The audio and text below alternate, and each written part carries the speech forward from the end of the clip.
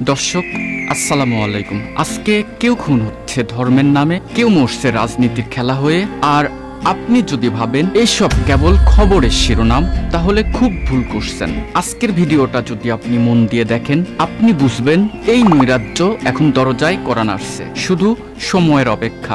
প্রশ্ন একটাই, বাংলাদেশ কি ভেঙে পড়ছে নাকি ভেঙে ফেলা হচ্ছে পরিকল্পিতভাবে? আজকে আমরা কোনো আবেগ নয়, শুধু বাস্তবতা নিয়ে কথা বলবো। কার দোষে এই অন্ধকার আর কে পাচ্ছে এর ফায়দা? ভিডিওটি এক সেকেন্ডও স্কিপ করবেন না, কারণ আজকের আলোচনাটা হয়তো আপনার নিরাপত্তার প্রশ্নকেই উন্মোচিত করবে। গত কয়েকদিনে বাংলাদেশের ভয়াবহ তিনটি ঘটনা সারা বাংলাদেশকে নাড়িয়ে দিয়েছে। এই ঘটনা শুধুমাত্র সংবাদপত্রের শিরোনামই হয়ে থাকেনি, বরং আমাদের সামাজিক কাঠামো, নিরাপত্তার ধারণাকে প্রশ্নের মুখে ফেলে দিয়েছে। প্রথমত, ঢাকার মিটফোর্টে পৈশাচিক হত্যা। গত বুধবার ঢাকার মিটফোর্টে একজনকে নির্মমভাবে হত্যা করা হয়েছে। আপনারা হয়তো দেখেছেন সেই ভয়ঙ্কর ভিডিওটি, যেখানে পাথর ছুঁড়ে হত্যার পরে হত্যাকারীরা লাশের উপরে উঠে নাচানাচি করছে। এই দৃশ্য কেবলমাত্র নৃশংসই নয়, এটি সভ্য সমাজের উপরে এক চরম উপহাস। প্রথম আলো থেকে শুরু করে বাংলাদেশের জাতীয় গণমাধ্যমগুলোতে এই সংবাদটি হলাও করে প্রচার করা হয়েছে। এই ঘটনায় জড়িত থাকার দায়ে যুব দলের 4 জনকে আজীবনের জন্য বহিষ্কার করা হয়েছে। কিন্তু প্রশ্ন হলো, যুব দলের মতো একটি প্রধান বিরোধী দলের নেতাকর্মীরা কেন এমন নৃশংসতায় জড়াচ্ছে? এটি কি শুধু ব্যক্তিগত অপরাধ, নাকি এর পিছনে আছে আরো কিছু ভিন্ন রকমের রহস্য? গত শুক্রবার খুলনায় নামাজ পড়তে যাওয়ার সময় যুব দলের এক বহিষ্কৃত নেতাকে গুলি করে হত্যা করা হয়েছে। 9টি গুলি করার পরেও নিশ্চিত মৃত্যু করতে খুনিরা তার পায়ের রক কেটে দিয়েছে। কতটা বর্বর হলে মানুষ এমন কাজ করতে পারে? দৈনিক যুগান্তরের মতো পত্রিকাগুলো এই হত্যাকাণ্ডের বিস্তারিত তুলে ধরেছেন। এই ধরনের বর্বরতা কি শুধু বিচ্ছিন্ন ঘটনা, নাকি এর পিছনে রয়েছে গভীর কোনো উদ্দেশ্য? এই খুনের সাথে পূর্বের রাজনৈতিক রেষারেষির যোগসূত্রেরও রেশ উঠে এসেছে। নিহত ব্যক্তি পূর্বে কুয়েটের শিক্ষার্থীদের সঙ্গে মারামারিতে রামদা নিয়ে অংশ নিয়েছিল বলে অভিযোগ রয়েছে। তৃতীয়ত, চাঁদপুরে মসজিদের এক খতিবকে কুপিয়ে হত্যা করার চেষ্টা করা হয়েছে। তার বিরুদ্ধে অভিযোগ তিনি হযরত মুহাম্মদ সাল্লাল্লাহু আলাইহি ওয়াসাল্লামকে নিয়ে কটূক্তি করেছেন। জুম্মার নামাজের বয়ান দেওয়ার পর মুসল্লির বেশে আসা হামলাকারীরা চাপাতি নিয়ে হামলা চালায়। দৈনিক কালের কণ্ঠ সহ বিভিন্ন জনপ্রিয় সংবাদ মাধ্যমে এই ঘটনাকে অত্যন্ত গুরুত্ব দিয়ে প্রকাশ করেছেন। এটি কি ধর্মীয় উস্কানির ফল, নাকি এর আড়ালে লুকিয়ে আছে ভিন্ন কোনো উদ্দেশ্য? ধর্মীয় অনুভূতি ব্যবহার করে এমন সহিংসতার চেষ্টা আমাদের সমাজকে কোথায় নিয়ে যাচ্ছে? তিনটি ঘটনার প্রেক্ষাপট ভিন্ন। মিটফোর্টের ঘটনার পিছনে রয়েছে এলাকা নিয়ন্ত্রণ ও চাঁদাবাজি, যার সাথে নিহত ব্যক্তির নিজস্ব অপরাধমূলক ইতিহাস জড়িত। খুলনার ঘটনায় রাজনৈতিক রেষারেষির একটি ফল দেখা যাচ্ছে, আর চাঁদপুরের ঘটনায় রয়েছে ধর্ম অবমাননার অভিযোগ। কিন্তু এই ভিন্নতার মাঝে একটি সাধারণ সূত্রও আছে, আর তা হলো আইন শৃঙ্খলা পরিস্থিতির ভয়াবহ অবনতি। আমাদের মনে হচ্ছে কেউ কাউকে তোয়াক্কা করছে না। এক ধরনের নৈরাজ্য যেন আমাদের সমাজে শিকড় গেড়ে বসেছে। সরকার কি পরিস্থিতি সামাল দিতে পারছে?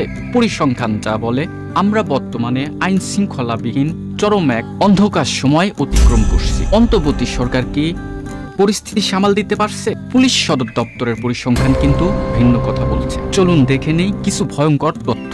জানুয়ারি থেকে এপ্রিল 2024 এই 4 মাসে ঢাকায় 136 জন খুন হয়েছে এবং সারা দেশে হত্যার শিকার হয়েছে মোট 1244 জন। এই পরিসংখ্যান পুলিশের নিজস্ব হিসাব থেকে প্রাপ্ত।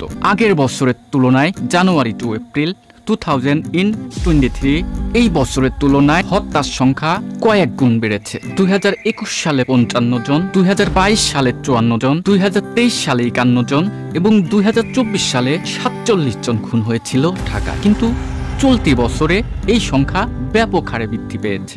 ভাবা যায় মাত্র 1 বছরে 3 গুণ বৃদ্ধি। আপনারা যদি শুধুমাত্র জানুয়ারি মাসের পরিসংখ্যান দেখেন, তাহলে দেখতে পারবেন এই বছরের জানুয়ারিতে 294 জন, গত বছরের 97 জন। তুলনা করলে দাঁড়ায় 3 গুণ বেশি পরিমাণের মানুষকে হত্যা করা হয়েছে। এই পরিসংখ্যান কিন্তু মোটেও আশাব্যঞ্জক নয়, বরং এটি একটি হিমশীতল নৈরাজ্যকর পরিস্থিতি তুলে ধরেছে। পরিস্থিতি এতটাই ভয়াবহ যে অফিস থেকে বাড়ি ফেরার পথে যে কেউ আপনাকে পিটিয়ে মেরে ফেলতে পারে এবং আপনার পরিবার কোনো প্রকারের প্রতিকার পাবে না। এটা কি স্বাধীন দেশের চিত্র হতে পারে? সরকার বর্তমানে কেবল সংস্কার, বিদেশি বিনিয়োগ এবং বিভিন্ন উচ্চাভিলাষী নীতি প্রণয়ন করতেই ব্যস্ত। মনে হচ্ছে আইন শৃঙ্খলা পরিস্থিতি বা দ্রব্য মূল্যের বাজার নিয়ে তাদের কোনো মাথা ব্যথাই নেই। এই যে এত হত্যাযজ্ঞ চলছে, নিত্য পণ্যের দাম আকাশ ছোঁয়া, এসব নিয়ে বর্তমান সরকারের কোনো ধরনের উদ্বেগ বা কোনো প্রকারের উদ্যোগ কিছুই দেখতে পাচ্ছি না।